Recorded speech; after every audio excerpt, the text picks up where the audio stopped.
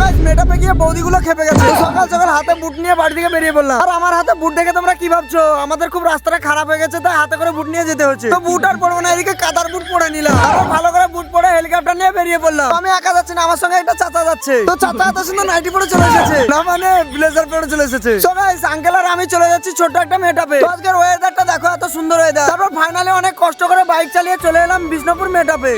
এই দেখো সে ভাইরাল তালতলা হয়েছে, তালতলা না তালগাছতলা। তো যাই হোক এদিকে প্যান্ডেলের এই সাইডে চলে এলাম। আর আমাকে খুব খুশি লাগছে, কারণ আমার মতো একটা ছোট্ট মিনি ব্লগে এই স্টেজে ডাকবে। তো এদিকে গরিবের মিঠুনদা এসেছে। তো এটা মিঠুনদা না পাঠুদা।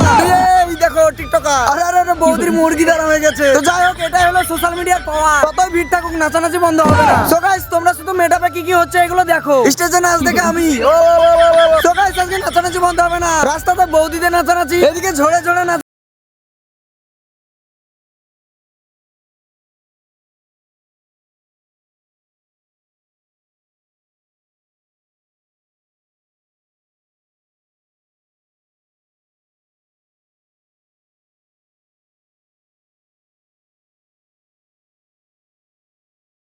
কমপ্লিট হয়ে গেল। তোমার মিনি ব্লগটা কেমন লাগলো সবাই কমেন্ট করে বলো। আর তুমি যদি নতুন বন্ধু হতে চাও তাহলে ফলো করো। তো গাইস আমার নেক্সট ভিডিওতে দেখা হচ্ছে।